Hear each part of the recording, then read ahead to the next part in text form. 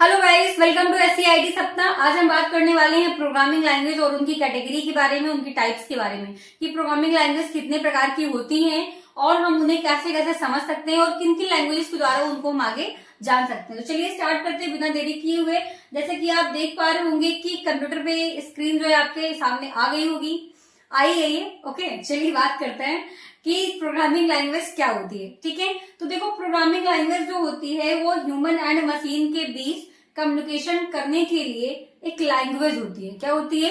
एक लैंग्वेज होती है जो क्या करती है, किसी यूजर को, ठीक है, किसी यूजर को आपके ह्यूमन बीइंग से कम्युनिकेट करने के लिए यूज करी जाती है। उन्हें हम क्या कहते हैं? प्रोग्रामिंग लैंग्वेज कहते हैं। जैसे कि बात करें, आपको आती है हिंदी और इंग्लिश, ठीक है। इसके एक एग्जाम्पल देंगे। मान लीजिए स्क्रीन पे देखते रहिएगा। एक पर्सन है, ठीक है, एक पर्सन है, इनको आती है सिर्फ हिंदी लैंग्वेज फॉर एग्जाम्पल, और एक पर्सन नंबर हमारे पास बी है, इनको जो आती है इंग्लिश लैंग्वेज। ठीक है, आप दोनों लोगों को कम्युनिकेट करना है। इन्हें हिंदी नहीं आती है पर्सन नंबर बी को, और इन्हें इंग्लिश नहीं आती पर्सन नंबर ए को। तो इन दोनों को कम्युनिकेट करने के लिए हमें एक मीडिएटर रखना पड़ेगा। क्या रखना पड़ेगा? एक मीडिएटर रखना पड़ेगा। उसे कहते हैं ट्रांसलेटर। क्या कहते हैं? ट्रांसलेटर, जो हमारी लैंग्वेज को ट्रांसलेट करके सामने वाले को बताएगी। फिर सामने वाले की लैंग्वेज जो रिप्लाई आया है उस लैंग्वेज को कन्वर्ट करके, ट्रांसलेट करके हमारी लैंग्वेज में हम प्रोवाइड कर रहे होते हैं। उसे कहते हैं ट्रांसलेटर, उसे कहते हैं मीडिएटर। फिलहाल से अब हम समझ रहे होंगे कि प्रोग्रामिंग लैंग्वेज फिलहाल क्या होती है। तो देख रहे होंगे स्क्रीन पे आपको, यहाँ पर प्रोग्रामिंग लैंग्वेज कितनी प्रकार की होती है बेसिकली अगर हम जानेंगे तो जो प्रोग्रामिंग लैंग्वेज होती हैं वो बेसिकली 3 प्रकार की होती है जो मेजर लैंग्वेज होती है। ठीक है, मेजर लैंग्वेज हमारी कितनी प्रकार की होती है? 3 प्रकार की होती हैं। अब वो कौन कौन सी लैंग्वेज है? तो जो पहली लैंग्वेज है आपकी वो है हमारी मशीन लैंग्वेज। ठीक है, क्या है? Machine language. Wait a minute, machine language. Okay, ठीक है, पहली जो है हमारी क्या है? मशीन लैंग्वेज है, और दूसरी जो है वो असेंबली लैंग्वेज है, और तीसरी लैंग्वेज जो है हमारी वो है हाई लेवल लैंग्वेज। क्या होती है चलिए इनके बारे में डिस्कस कर रहे होंगे हम जरा डीप में जाके। तो सबसे पहले आपके सामने स्क्रीन पे टेक्स्ट जो है वो आ रहा होगा क्लियरली। ठीक है, अभी हम देख रहे होंगे कि मशीन लैंग्वेज क्या कहती है और क्या काम होता है इनका। तो समझेंगे जरा मशीन लैंग्वेज को। स्क्रीन पे दिख रही है पूरी पूरी, थोड़ा सा मैं और सेट कर देती हूँ ताकि आपको क्लियरली दिखे। ठीक है, ओके, आगे बात कर रहे होंगे। अब यहाँ पर इस मशीन लैंग्वेज के आने सामने पूरा का पूरा टेक्स्ट आ चुका है। देखो मशीन लैंग्वेज एक लो लेवल लैंग्वेज है। पहली चीज तो क्या है? मशीन लैंग्वेज एक लो लेवल लैंग्वेज है जो 0 एंड 1 में होती है। कैसे होती है?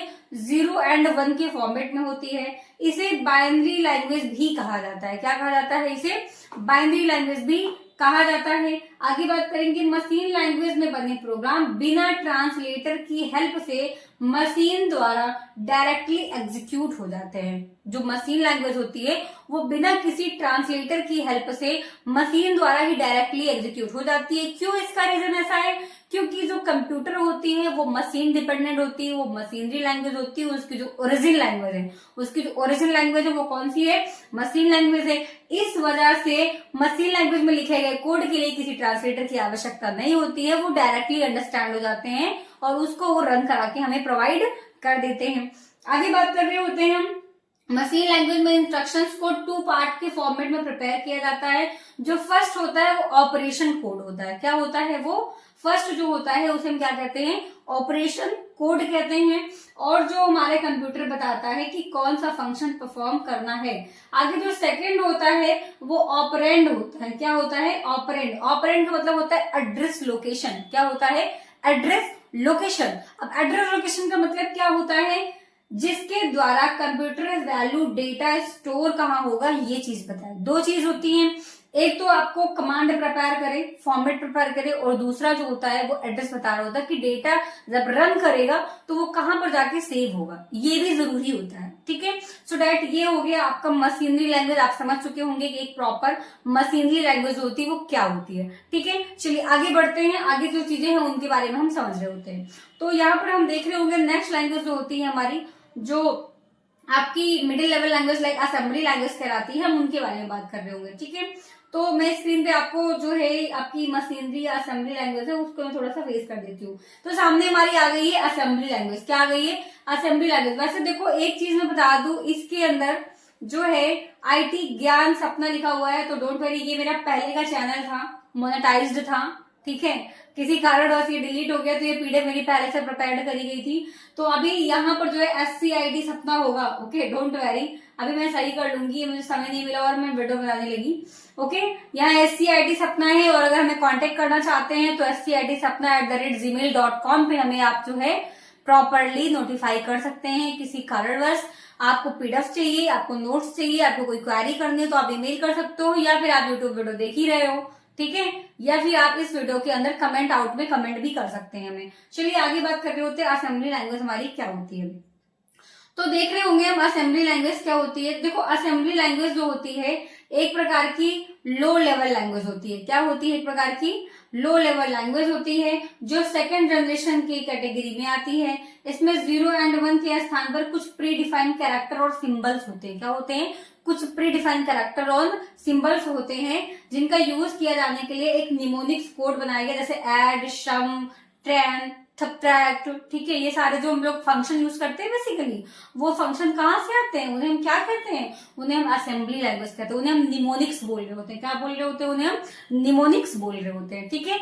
जो कुछ क्लैरिफाई है, समझ में आता है, बट कुछ लोगों को, ठीक है, सारी लोगों को अंडरस्टैंड नहीं। जैसे मैं ऐड बोल दे, शम बोल दे, ठीक है, डिव बोल दे, तो ये नॉर्मल जो है एक हाई लेवल लैंग्वेज तो नहीं है कि एवरी पर्सन जो है अंडरस्टैंड हो सके, बट ये कि जो प्रेफरेंस जिन्होंने पढ़ा, जिन्होंने एजुकेशन लिया, उनके लिए वो इजी है समझना, अच्छे तरीके से वो समझ सकते हैं।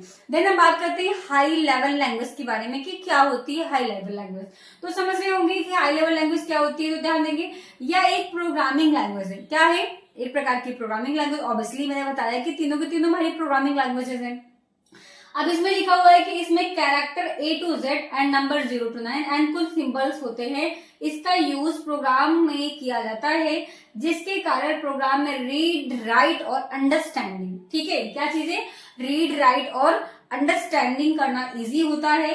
हाई लेवल लैंग्वेज जो होती है वो मशीन इंडिपेंडेंट होती है। इनका प्रोग्रामिंग लैंग्वेज का यूज करते समय प्रोग्राम में डिवाइस या मशीन के इंटरनल आर्किटेक्चर, ठीक है, किसके बारे में? इंटरनल आर्किटेक्चर और ऑर्गेनाइजेशन के बारे में एक नॉलेज जो है वो लेना आवश्यक होता है। अदरवाइज अब हाई लेवल लैंग्वेज में कोडिंग नहीं कर सकते हैं, ठीक है।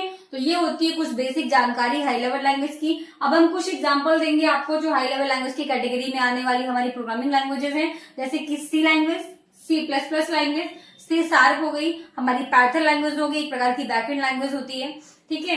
ध्यान दीजिएगा, इन सारी लैंग्वेज जो होती है हमारी कितनी होती है? सारी की सारी लैंग्वेज जो होती है उन्हें हम क्या कहते हैं? हाई लेवल लैंग्वेज कहते हैं, ओके।